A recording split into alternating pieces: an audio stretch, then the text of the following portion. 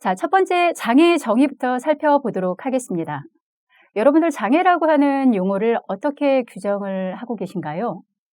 이거는 좀 어렵네요. 장애라고 하는 것이 어떠한 것을 정의하는 것이라고 생각하시나요? 장애라는 용어는 굉장히 다양하게 규정되어 있습니다.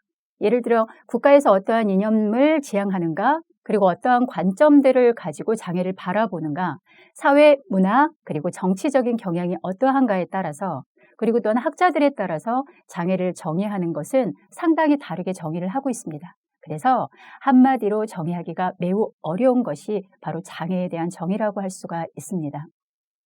장애 정의는 의학적인 정의와 법적 그리고 사회적 관점에 따라 다양하게 정의될 수 있는데요. 의학적으로도 어떤 기능적인 측면의 손실과 손상에 포커스를 맞춘다고 한다면 굉장히 상당히 제약적인 장애 정의가 될 것입니다. 법적으로도 마찬가지죠. 국가에서 어떠한 법의 특정한 법률에 장애의 범주를 어떻게 규정하고 있는가, 그리고 장애에 대해서 어떠한 기준을 적용하고 있는가에 따라서 장애라고 하는 것이 달라지게 정의가 될 것입니다. 그리고 또한 시대별로, 그리고 국가별로, 학자별로 다르게 정의가 될 텐데요. 시대는 전통적인 그러한 방식에서부터 지금 현대사회에 이르기까지 장애를 바라보는 그러한 관점과 이미지, 이에 따른 장애 정의가 달라지고 있고요. 나라마다도 장애에 대한 접근이 범주라고 하는 방식으로 다르게 정의가 되고 있는 것을 볼 수 있습니다. 자, 앞으로 학자별로 정의가 어떻게 되어 있는지도 우리가 살펴보게 될 텐데요. 결론적으로 장애라고 하는 것은 한마디로 규정하기가 어렵다라고 하는 것을 여러분들 염두에 두시고 장애라는 것을 살펴볼 필요가 있겠습니다.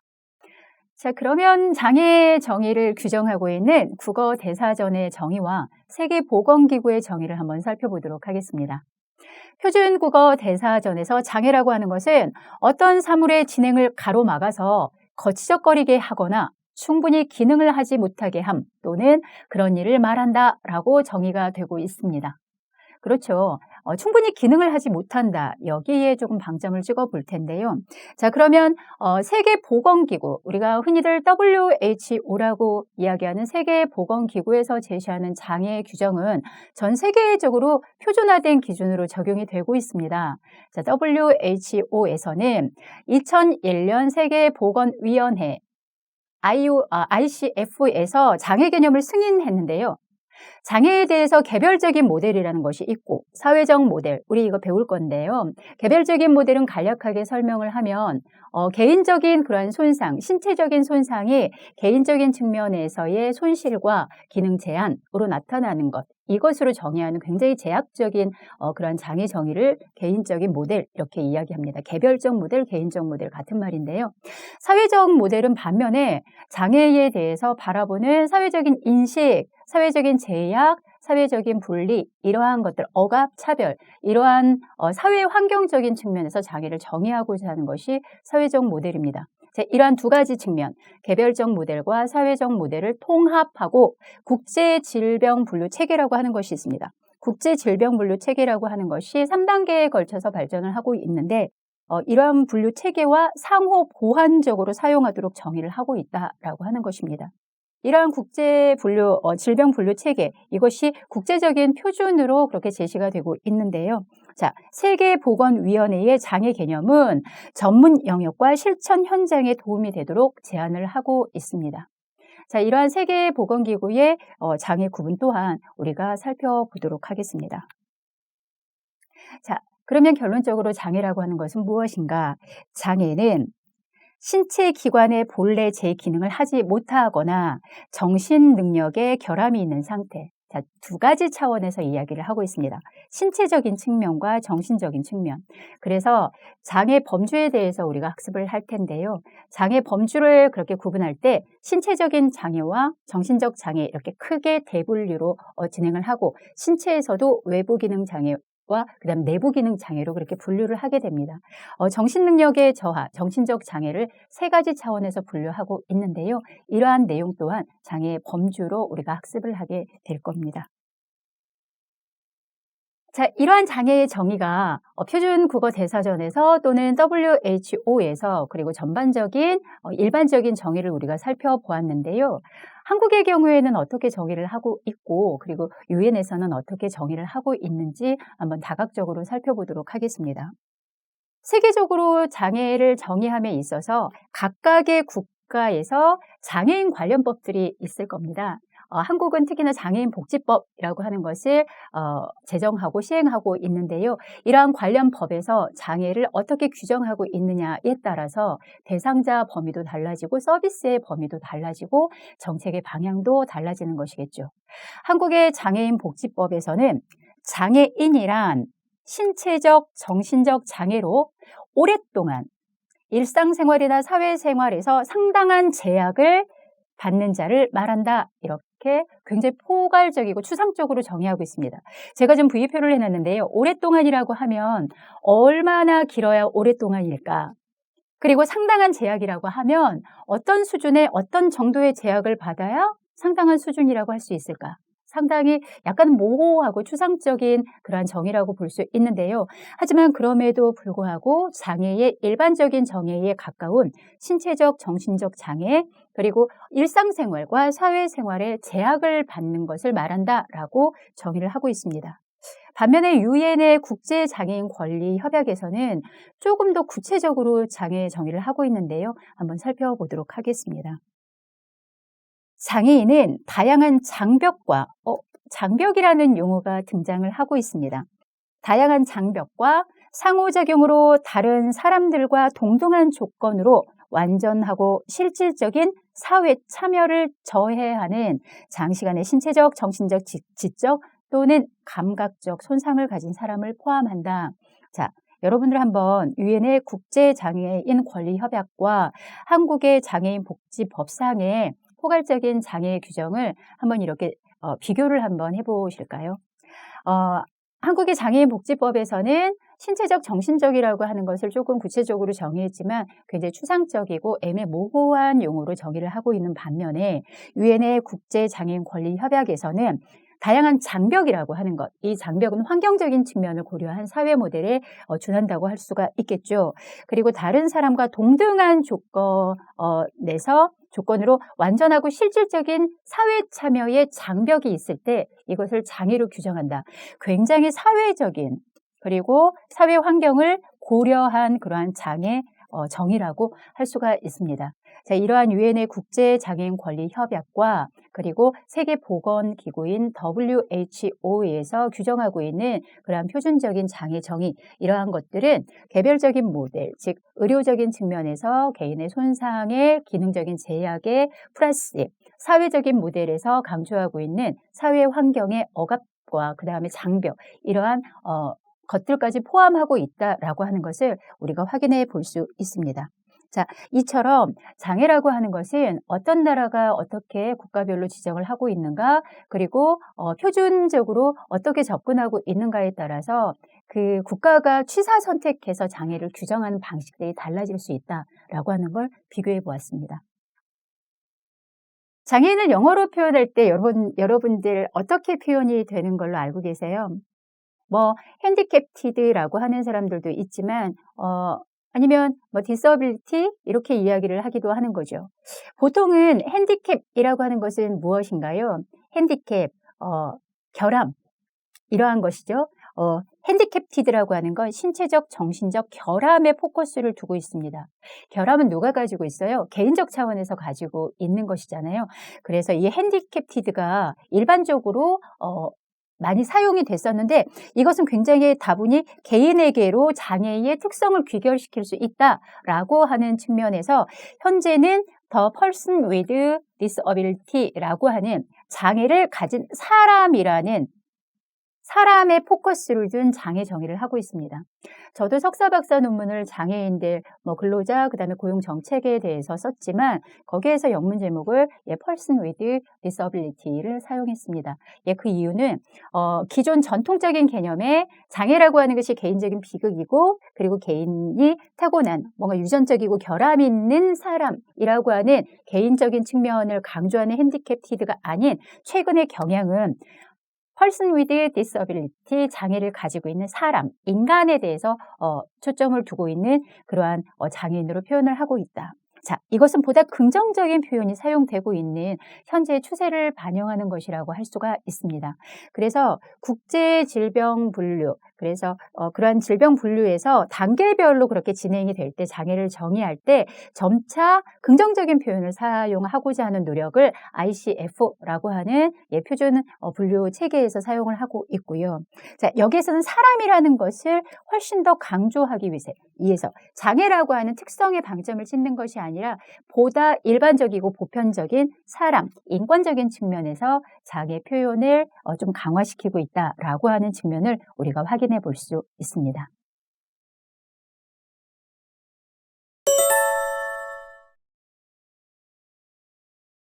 장애를 바라보는 관점은 이분법적인 분류, 즉 개별적인 차원에서 보는가, 사회적인 측면에서 보는가, 이렇게 이분법적인 분류가 있고요. 다차원적인 분류로 그렇게 장애를 바라보는 관점들이 있습니다. 자, 이번 시간에는 장애를 어떻게 바라보는지에 대한 모델들을 살펴볼 텐데요. 먼저 이분법적인 분류로서 첫 번째, 개별적 모델, 의료적 모델에 대해서 살펴보도록 하겠습니다. 일반적으로 1970년대까지는 장애에 대해서 사람들이 바라볼 때에요. 개인이 가진 비극, 어떻게 저렇게 장애를 가지고 태어났을까? 쯔쯔쯔 너무 안 됐어. 불쌍해? 이러한 측면에서 바라보았죠. 이것이 바로 개별적 모델, 의료적 모델의 관점이라고 볼 수가 있습니다. 자, 개인적인 비극으로 치부하면 어떠한 일들이 후차적으로 발생을 하게 될까요? 그렇죠. 개인이 감당해야 되는 일로 제약이 됩니다. 그래서 그 사람들을 개인이 감당하지 못하는 부분들, 즉 감당할 수 있는 일을 조금 더 확장시킬 수 있도록 재활 치료에 포커스를 두겠죠. 자, 개별적 모델, 의료적 모델의 특징은 장애를 속성으로 이해하는 것이죠. 그래서 어떤 속성이요? 개인이 가지고 있는 속성, 개인의 속성으로 이해를 하는 것이다 라고 하는 것이고요. 장애라는 현상을 질병 또는 신체적인 조건 등 개인의 문제로 간주한다라는 것이 가장 독특한 특성이라고 할 수가 있습니다. 여러분들은 어떻게 생각하시나요? 개인이라는 것이 개별적인 개인이 가지고 있는 속성, 그리고 질병의 후차적인 어떤 현상, 이걸로 바라보시나요? 아니면 사회에서 장애인을 바라보는 그런 시각, 이러한 걸로 접근을 하시나요? 일반적으로 우리들은 장애를 가지고 있는 사람의 신체적인 손상과 결함, 이것에 방점을 찍어서 문제의 원인, 어떤 문제의 원인이요? 장애를 가지고 있는 이 문제의 원인이 기능적인 제한이거나 심리적인 상실로서 개인 스스로가 해결해야 되는 문제이고 비극이라는 관점을 유지했었습니다. 언제까지요? 1970년대까지는 그랬죠. 그리고 현재 상태에도 이러한 개별적인 모델을 적용하고 있는, 즉 한국에서도 이러한 개별적인 모델에 입각해서 장애를 정의하고 있는 경향을 보이는데요.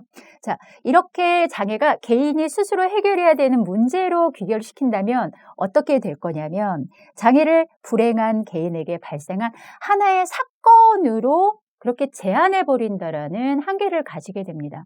그래서 개인이 가지고 태어나는 비극 이론의 관점에서 바라보게 된다라고 하는 것이죠. 그러면 장애에 대한 문제 또한 누가 해결해요? 개인 스스로가 해결을 해야죠. 그래서 개별적인 치료를 강조하고 전문가의 지원, 어떤 전문가요? 의료적인 판단을 하는, 진단을 하는 의사들, 그리고 치료사들, 재활훈련가, 재활치료사들, 이러한 사람들, 그러한 전문가의 지원 하에 훈련과 통제 등을 통해서 사회 적응을 목적으로 하는 정책을 수립하게 되는 것이죠. 그래서 주로 하는 것이 치료나 재활 전문가들의 역할이 절대적이 되고 개인의 재활, 개인의 치료, 그리고 보조기구 이러한 것들을 보급해 주는 것들에 조금 포커스를 둔 그러한 사업들을 진행할 것입니다. 자, 이러한 개별 모델들의 여러 가지 한계들을 가지고 있겠죠. 자, 한계점을 살펴보도록 하겠습니다. 장애를 개인적인 문제로 치부해 버렸을 때에는 사회적인 맥락을 고려하지 못한다라고 하는 측면에서 이것은 분명한 한계를 가진다라고 할 수 있습니다. 어떠한 사회적인 맥락이요? 그러면 개인이 예를 들면 이런 것이죠. 어떤 특별한 산업재해를 당해서 개인이 다쳐서 장애를 입었어요. 그러면 이게 개인 탓인가요? 아니면 산업 현장에서의 그런 사회 구조적인, 현장의 구조적인 문제인가요? 이것을 설명해 줄 수가 없는 것이죠. 개인이 운이 없어가지고 다쳤다. 이걸로 치부하기에는 한계점이 명백하다라고 하는 것이고요. 장애인의 생물학적인 결함만을 강조하다 보니까 장애인이 사회적으로 열등하다라고 해서 약간 아웃사이더, 즉 비주류로 밀려나는 그러한 것들을 용인하게 되는 것이 바로 이러한 개별적인 모델, 의료적 모델 같은 말입니다. 개별적 모델, 의료적 모델의 절대적인 한계다라고 할 수가 있습니다. 그래서 이러한 한계점들을 대입을 해보았을 때 장애인들에 대해서 편견이나 낙인감을 조성할 수 있고요. 장애인들을 주변화시킬 수 있고 그리고 사회적인 배제의 대상으로 제외시킬 수 있는 그런 논리적인 근거가 될 수 있는 게 바로 개별적 모델, 의료적 모델이라고 할 수가 있습니다. 반면 사회적 모델은요. 정반대의 개념들을 설명하고 있습니다.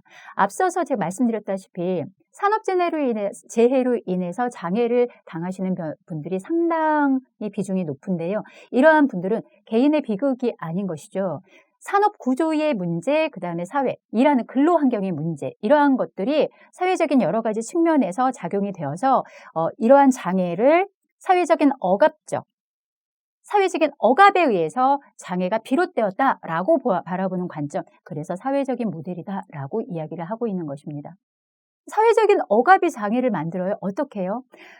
다쳤어도 너 개인의 탓이잖아. 야, 너가 조심했어야지 라고 하는 거는 무엇이에요? 결국에는 개인이 잘못이 되지 않음에도 불구하고 사회적으로 무언가 이 사람에게 억압을 준다면 이 사람은 장애로서 한계를 가질 수밖에 없는 것이죠. 자, 그래서 개별적 모델들이 주장하는 장애인의 기능적인 한계로부터 그러한 개인에게 제약을 부과하는 사회적인 환경들로 시각을 돌리게 하는 것이 바로 사회적 모델이라고 볼 수 있습니다. 접근 방식이 확연하게 다른 접근을 하고 있는 것이죠.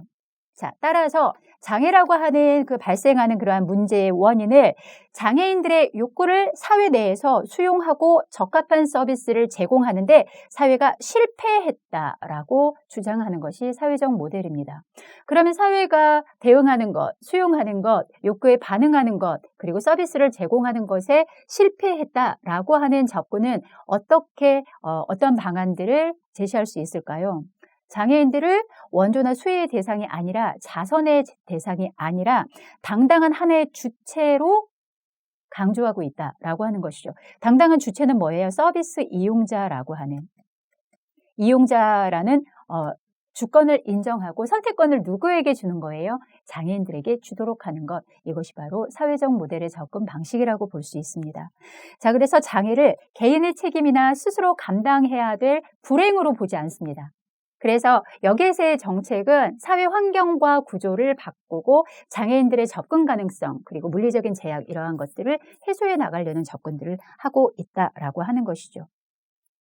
자, 이러한 사회적 모델은 1980년대부터 장애가 사회적인 어떠한 책임론이 부각이 되면서 그렇게 제시된 관점이라고 볼 수 있는데요. 하지만 이러한 사회 환경적 맥락들을 고려하는 사회적 모델도 여러 가지 한계들을 가지고 있는데요. 자, 사회적 모델의 특징, 집합적 책임을 강조함으로써 사회행동을 통한 사회 변화를 지향시키고 소비자의 권리, 선택권 이러한 것들을 강조하는 이러한 사회적 모델, 한계를 한번 살펴보도록 하겠습니다. 장애라고 하는 것이 사회적인 억압이다. 그래서 사회가 장애인들의 욕구를 대응하지 못하고 그리고 수용하지 못하고 일정한 서비스를 제공하지 못하는 사회에서의 그런 사회적인 실패로 보는 사회적인 관점. 무조건 사회로 돌리면 어때요? 장애의 심리적 고통, 그리고 개별적인 특성, 그리고 그들의 독특성, 이러한 것은 어쩌면 제외가 될 수도 있다라고 하는 한계를 가질 수 있습니다. 똑같은 장애를 가지고 있지만 그들이 감당해야 되는 심리적인 고통과 그리고 장애를 수용하는 그러한 일련의 과정들이 있거든요. 이러한 것들이 자칫 간과가 될 수가 있다라고 하는 한계를 가질 수가 있고요. 억압이나 차별의 과정은 일상의 수준이나 국가의 수준에서 고려되어야 된다. 즉 선진국가에서 이러한 사회적인 모델을 적용해서 억압이나 차별을 철폐하고자 하는 그러한 수많은 노력의 차원과 개발도상국가에서 하는 그러한 억압과 차별을 규정하는 방식, 그리고 이것에 대한 개선의 의지, 이것은 현격하게 차이가 있을 수밖에 없는데, 이것을 사회적 모델에서 어떤 표준으로 제시해서 무조건 억압이나 차별, 이러한 기준들을 일괄적으로 적용하는 데에는 한계를 가질 수밖에 없다라고 하는 것입니다. 자, 이처럼 장애를 바라보는 관점은 이분법적으로 개인적인 측면을 강조하는가, 사회적인 측면을 강조하는가에 따라서 달라질 수가 있다라고 할 수 있습니다. 장애의 개별적 모델과 사회 모델의 특징을 표로 비교를 했는데요. 간단하게 여러분들 비극으로 보는 개별적인 모델, 이것은 개인의 문제일 수밖에 없고 개별적인 정체성을 강조하고 사회적인 편견을 조장할 수밖에 없으며 보호와 통제 아래 개별적인 적응력을 향상시키기 위한 접근을 하는 반면에, 사회적인 모델은 사회 억압 이론에 그것을 기본으로 해서 사회적인 문제를 해결하고자 하는 접근을 하고 있다. 그리고 집합적인 정체성, 함께 노력해서 장애의 문제를 해결하고자 하는 집합적인 정체성과 차별을 철폐하고자 하는 그러한 노력들, 그리고 권리와 선택을 강조하고 사회 변화를 지향한다라는 측면에서 확연하게 다른 관점을 지향하고 있는 것을 우리가 볼 수 있습니다. 자, 두 번째로는 다중 모델인데요. 장애에 대한 4가지 접근에 대해서 살펴보도록 하겠습니다. 자, 4가지 접근은 조금 다층적인 접근을 하고 있는 것으로 보여지는데요. 개별적인 유물론, 개별적인 관념론, 그리고 사회적 유물론, 사회적 관념론, 이렇게 4가지로 접근해 볼 수 있습니다. 자, 첫 번째로 개별적 유물론적 접근을 살펴볼 텐데요. 유물론은 어떻습니까? 어떠한 것이 물리적인 한계를 가지고 있다라고 하는 관점인 거죠. 그런데 개별적인 유물론의 경우에는요, 여러 가지 신체적인 측면에 이렇게 제한해서 장애를 바라보고 있습니다. 그래서 장애를 개인적인 비극의 산물로 보는 개별적 모델하고 유사한 그런 특징을 가지고 있죠. 개인적 비극의 산물, 어떤 건가요? 개인적 비극, 신체적인 손상과 그 다음에 정신적인 결함, 신체적, 정신적인 그런 비극, 내가 안고 태어나는 유전적인 이러한 것들, 그래서 손상을 최소화하고 손상을 입었을 경우에 정상에 가깝게 재활시키고자 하는 노력들을 하는 것이 바로 개별적인 유물론적 접근이라고 할 수가 있습니다. 자, 신체적인 그러한 물리적인 신체적인 손상과 결함, 정신적인 손상과 결함에 포커스를 두고 있기 때문에 이러한 손상을 최소화시킬 수 있고 그 다음에 재활시키고자 하는 노력들, 이것이 개별적 유물론 접근의 정책 방향이라고 볼 수 있고요.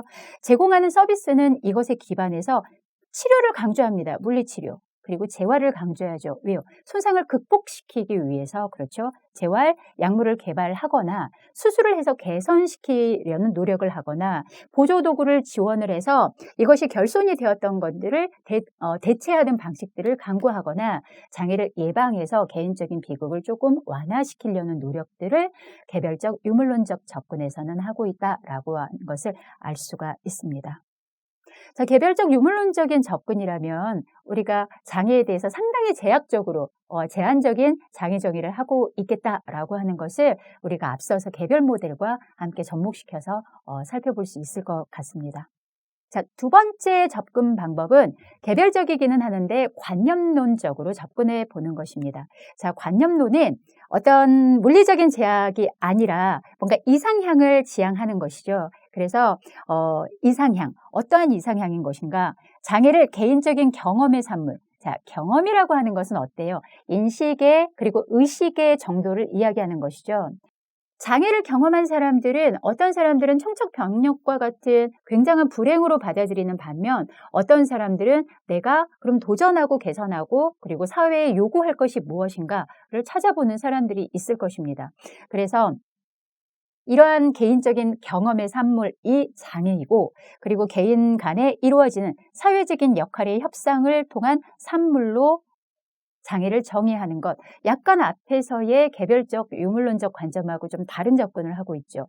유물론적인 접근은 신체적, 정신적인 그러한 물리적인 제약 안에서 기능과 손상에 포커스를 두었다면 여기에서는 본인이 의식하고 있는, 그리고 여러 가지 역할 협상에서 본인이 어떠한 식으로 참여하는지 이러한 것들에 중점을 주고 있다라고 하는 것을 볼 수 있습니다. 자, 개별적 관념론적 접근은 목표를 한번 살펴보면요. 손상에 대한 장애인들의 적응 과정, 적응 과정은 심리적인 과정, 정서적인 과정 여러 가지가 포함된다라고 할 수가 있겠죠. 그리고 장애인에 대한 비장애인의 태도, 이것도 비장애인이 장애인에 대한 인식 수준, 의식 수준이라고 볼 수 있습니다. 그리고 낙인의 최소화, 이러한 낙인감이라고 하는 것도 어떤 사회적인 동의에 의해서 합의에 의해서 장애인들을 배제시키고자 하는 노력, 현상을 이야기할 수가 있겠죠. 그래서 스티그마라고 하는 것은 특정한 징표처럼 장애라고 하는 것이 징표와 같은 현상으로 사회에서 그렇게 인식이 되어서 이러한 낙인감을 형성하고 이러한 낙인감을 최소화시키려고 하는 것이 개별적인 관념론. 즉 관념론이라고 하는 것은 인식 수준과 의식 수준이라고 하는 차원에서 접근하고 있는 것을 우리가 확인해 볼 수 있습니다. 따라서 제공하는 서비스는 장애를 개인적인 경험의 산물이라고 하였으니 여러 가지 심리적인 문제를 해결하려는 노력들을 할 수가 있겠죠. 그리고 지역사회 중심의 주거라고 하는 것은 그전에 대규모 시설에 장애인들을 분리해서 수용을 했던 그러한 시절에는 장애인들을 볼 기회가 거의 없었습니다. 그래서 장애인들에 대해서 불편하더라도 낙인을 가지고 있더라도 그들과 이렇게 부딪힐 일이 없었는데 그럼으로 인해서 장애인들을 주류에서 배제시켰죠. 그런데 지금 이러한 것들은 낙인을 최소화시키는 노력으로 지역사회에 함께 거주하는 사회통합의 방식으로 가져가자라고 하는 것이죠. 그래서 통합교육, 이러한 것들, 그리고 직업재활. 직업재활은 어떤 거예요? 훈련을 통해서 일반 고용시장에서 일반인들과 함께 그렇게 노동할 수 있는 그러한 환경을 조성해보자라고 하는 노력들.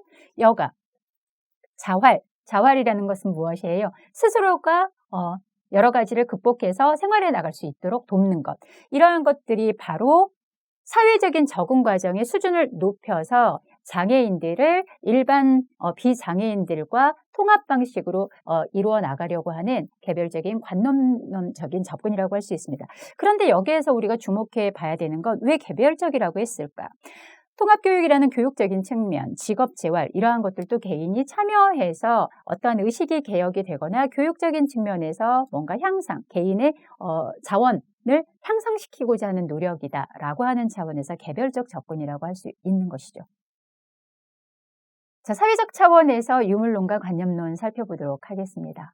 사회적 유물론이라고 하는 것은, 유물론은 뭐예요? 물리적인 어떤 제약? 이러한 것들을 전제하는 것이죠. 그래서 사회적인 유물론은 사회적인 장벽을 없애자라고 하는 측면에서 접근한다라고 이해하시면 편리하실 것 같아요.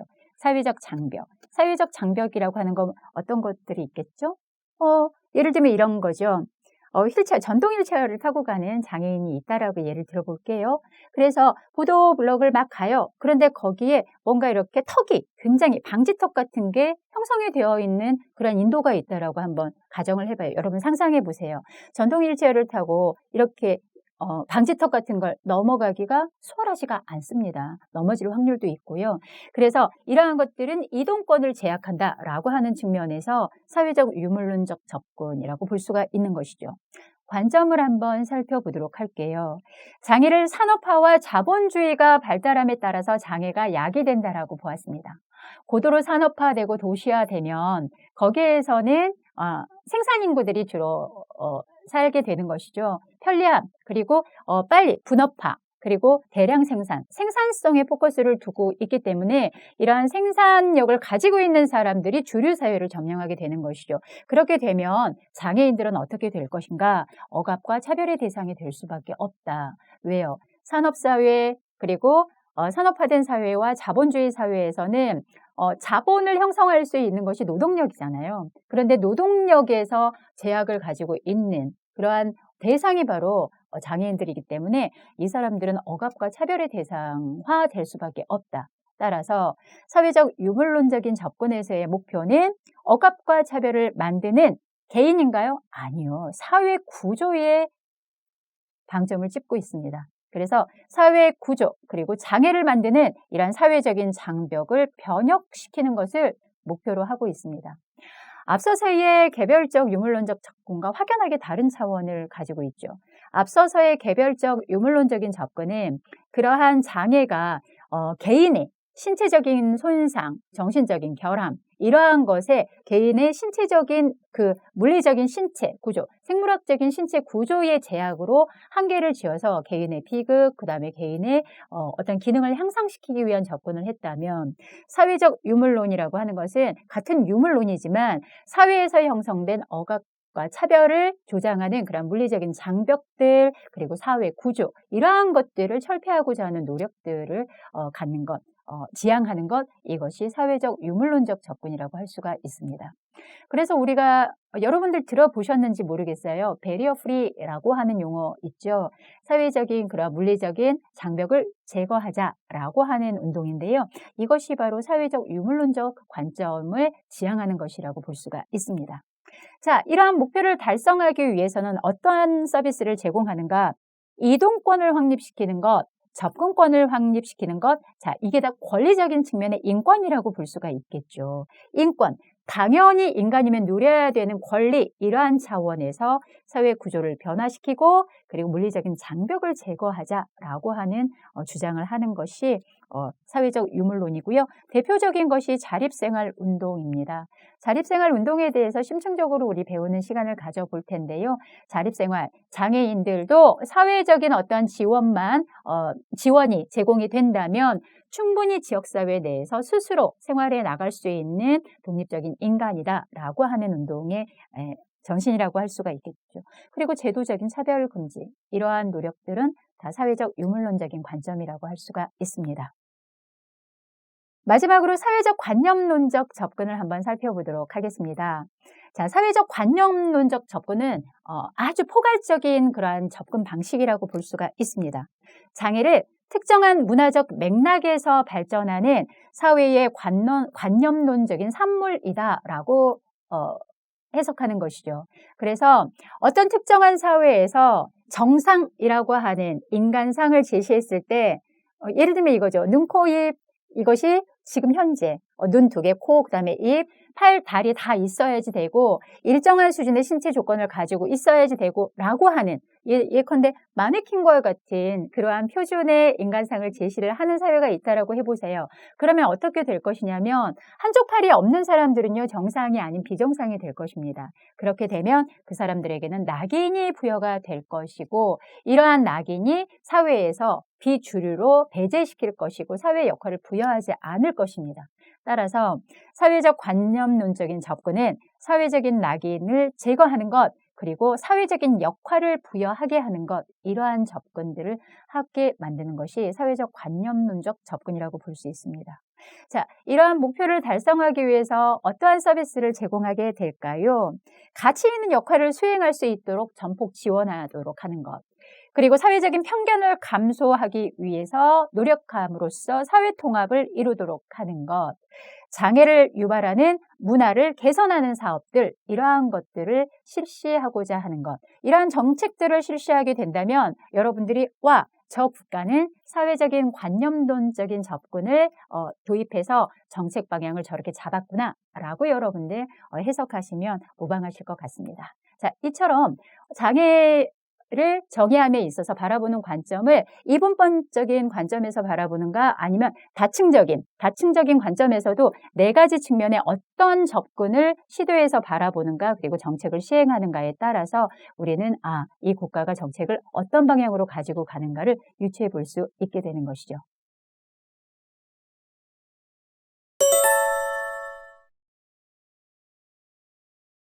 자, 그러면 이번 시간에는 장애 개념이 어떻게 변화되었는가를 한번 살펴보도록 하겠습니다. 자, 장애 개념은 4가지로 변화의 경향을 살펴볼 수 있는데요. 장애 당사자의 자기 결정과 자기 선택이 강조되고 있다라고 하는 것이죠. 자, 2번째는 장애를 규정하는 개념이 단순 모델에서 복합 모델로 전환되고 있다. 우리 앞서서 이분법적인 그러한 모형과 그것을 조금 더 쪼개서 4가지의 접근 방식, 복합적인 모델로 전환되는 거 우리 보았습니다. 자, 이처럼 단순 모델에서 복합 모델로 전환이 되고 있으며 장애의 개념 규정에서 환경 요인이 점차 강조되고 있다. 개별적인 개인적인 비극의 그러한 모형에서 점차적으로 사회 환경적인 요소들을 반영하면서 장애 개념이 이루어지고 있다. 자, 그리고 긍정적인 용어가 사용되고 있다. 이러한 4가지 측면의 장애 개념의 변화 경향을 살펴볼 수가 있습니다. 자, 그러면 WHO 세계보건기구에서 국제장애 분류를 제시하고 있는데요. 이 국제장애 분류의 변천사 한번 살펴보도록 하겠습니다. 1980년에 세계보건기구 WHO지요. WHO에서 국제장애 분류라고 하는 표준화된 장애 개념을 발표하게 됩니다. 그것을 ICIDH 이렇게 추격해서 이야기할 수가 있는데요. 자, 이러한 ICIDH 이 버전은 장애 개념을 손상과 능력장애, 사회적인 분리 이러한 3가지 차원에서 설명하고 있습니다. 자, 먼저 손상. 여러분들 손상이라고 하는 것은 뭐예요? 원래 있던 게 훼손이 되었다라고 하는 거잖아요. 자, 그래서 임페어먼트라고 이야기하는데 심리적, 생리적, 해부학적 구조나 기능의 손상 또는 비정상성. 비정상성은 뭐예요? 예를 들면 이렇게 손가락이 있습니다. 손가락이 있는데 이것이 이렇게 옆으로 이렇게 구부러져 있거나 이것은 뭐예요? 손가락이 원래는 쫙 펴져야 되는데 이렇게 비정상적으로 구부러져 있는 거, 변형 이러한 것들을 비정상성이라고 얘기하죠. 이런 병리적인 상태가 외재화된 것 이것이 손상이다라고 할 수 있습니다. 자, 그래서 임상적인 질병 가지고 있는 그 손상의 정도, 상태 이러한 것들을 다른 사람이 인식할 수 있게 되는 것 이것이 바로 손상이라고 하는 정의입니다. 자, 2번째 차원은 능력장애. 그래서 disabilities 이렇게 이야기하는데요. 손상으로부터 야기된 것입니다. 그래서 손상에 의해서 어때요? 손가락이 5개가 우리가 일반적으로 인식하고 있는 것이잖아요. 그런데 여기에서 3가지가 이렇게 3개가 없다라고요. 여러분들 생각해 보세요. 그러면 키보드 칠 때 어떨까요? 제약이 따르죠. 능력의 제약이 따릅니다. 자, 이 손상으로 인해 발생된 능력의 장애 이것이 바로 능력장애로 규정이 될 수가 있는데 어떤 손상으로 인해 발생이 된 활동상의 능력의 제약 이것이 바로 능력장애라고 규정하고 있는 것이죠. 자, 손상이 객관화된 것을 의미하고 신변처리 즉 한쪽 팔이 없는 분들은 신변 처리하기가 좀 어렵죠. 대변을 보고 난 다음에. 그래서 비데라고 하는 것이 발명이 되었지만 이러한 신변 처리 일상생활의 활동 수행에 여러 가지 제약들, 장애 이러한 것들을 능력 장애로 이렇게 구분하고 있습니다. 자, 이렇게 능력 장애가 일어나면 어떻게 되나요?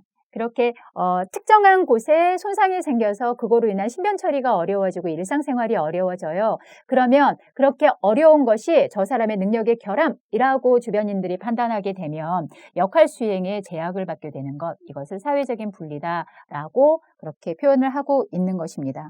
사회적인 분리라고 하는 것 이것은 손상이 능력장애가 사회화된 것이다 라고 이야기하고 있습니다. 자, ICIDH 같은 경우에는요. 자, 손상이 발생을 하면 능력 장애가 발생을 하고 그 다음에 사회적인 분리가 처해진다라고 하는 일직선상의 논리를 제공을 하고 있습니다. 자, 이것은 너무 단편적인 그러한 장애 규정이다라고 하는 도전을 받게 되고요. 자, 따라서 1997년도에 ICIDH를 조금 더 사회 환경적인 요소들을, 상황적인 요소들을 추가해서 ICIDH2가 발표되게 됩니다. ICIDH의 장애 개념에서 상황 요인을 추가한 정의가 ICIDH2라고 할 수가 있는데요. 이것은 개인의 손상과 개인적 차원의 활동 그리고 사회적 참여 제한 그리고 여기에 상황 요인들이 어떻게 활동에 어떻게 사회적인 참여에 영향을 미치는지를 좀 다각적인 측면에서 보고자 한 것이 ICIDH2라고 볼 수가 있습니다. 자, 표에서 설명을 했는데요. 자, 손상이라고 하는 것이 발생이 되면 활동에 제한되고 그리고 활동이라고 하는 것이 참여와 그 다음에 서로의 활동에 영향을 이렇게 각자 상호 영향을 미친다. 그리고 상황 요인이라고 하는 것이 여기 활동에도 영향을 미치고 이러한 것들이 상호작용, 활동과 참여에 상호작용을 하면서 다각도로 영향을 미친다라고 하는 것입니다. 자, 손상이라고 하는 것은 신체의 기능과 구조적인 측면, 신체의 부분을 이야기하는 것이죠. 활동이라고 하는 것은 개인의 일상적인 활동, 개인으로서의 전체로서의 개인을 이야기합니다. 사회는 뭐예요? 상황적인 요인들을 이야기하는 것이죠. 그래서 ICIDH2에서는 상황적인 요인이라는 환경, 그 다음에 참여라고 하는 사회적인 차원 이러한 것들을 추가해서 조금 더 사회 환경적인 측면을 고려한 그러한 분류 체계라고 볼 수가 있습니다. 자, 2001년도에 다시 여러 가지 비판들이 제기가 되죠. 그런데 그것이 손상으로부터 그다음에 활동과 참여 그리고 참여를 제한하는 거 이러한 것들이 상황 요인에 따라서 그렇게 상호 영향을 미친다라고 하는 건 괜찮은데 그것을 보다 긍정적이고 그리고 뭔가 용어 자체를 좀 바꿀 필요가 있지 않는가라고 하는 그러한 필요성이 제기가 되면서 2001년도에 ICIDH2에서 제시된 내용을 수정해서 ICF라고 하는 지금 현재 활용하고 있는 최종 버전이 이렇게 제시가 되게 됩니다. 자, 이런 ICF는 보다 긍정적인 언어들을 사용하고자 했고요. 환경 지향적인 측면들을 조금 더 보강해서 그렇게 발표가 되게 됩니다. ICF에 의한 장애 개념을 조금 살펴볼게요. 장애 영역을 두 개의 영역으로 큰 카테고리로 분류합니다. 첫 번째 영역은 신체 기능과 그 다음에 활동과 참여라고 하는 앞서서 이야기했던 ICIDH의 그러한 내용들을 반영한 것이고요. 두 번째 영역은 상황 요인을 조금 더 환경적인 요소, 그 다음에 개별적인 요소 이렇게 두 가지 차원에서 분류해서 서로 이게 밀접하게 상호작용한다라고 하는 것들을 보여주는 도식이 완성이 되는 것입니다. 자, ICF에 의한 장애 개념 도표로 한번 살펴볼 텐데요. 구성 요소는 영역 1에서 기능과 장애라고 해서 신체 기능 및 구조를 살펴보고요. 신체적인 측면인 거죠. 그리고 활동과 참여라고 하는 것들을 영역 1로 제시를 하였습니다. 자, 여기에서는 생활 영역과 그다음에 신체 기능 구조를 볼 수 있는데요. 영역 2에서는 상황적인 요인을 환경적인 요소와 개별적인 요소로 구분하고 있습니다. 환경적인 요소는 여러 가지 외적 어떻게 해요? 기능과 장애에 영향을 미치는 외적인 요소가 무엇인가? 개별적인 요소는 기능과 장애에 영향을 미치는 내적인 요소가 무엇인가에 따라서 이러한 것들이 어떻게 활동과 참여에 각각 영향을 미치는지를 다차원적인 측면에서 보고자 한 것이 ICF라고 하는 것이고 상황 요인을 환경적인 요인과 개별적인 요인으로 구체적으로 이렇게 분류를 해서 이것이 각각에게 영향을 미치는 요소들을 살펴보고자 기획을 했던 것, 이것이 ICF라고 볼 수 있습니다. 정리를 해보면 WHO라는 세계보건기구에서 장애에 대한 표준 분류 기준을 제시했는데요. 첫 번째 버전과 그 다음에 두 번째 버전부터는 환경적인 요소가 추가가 되었고 지금 현재의 ICF의 경우에는 상황적인 요인을 굉장히 구체적으로 분류해서 환경적 요소와 개별적인 요소까지 고려하기 시작했다라고 하는 것들로 정리하시면 되실 것 같습니다.